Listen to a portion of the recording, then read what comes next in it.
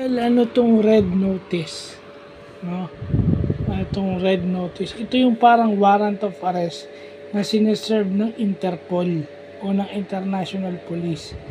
Ito yung balitang-balita sa news na na-serve na raw ng red notice itong si former Congressman Arnie Teves sa Timor-Leste, 'no?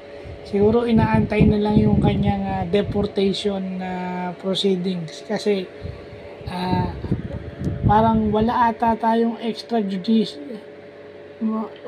extradition treaty sa Timor-Leste, so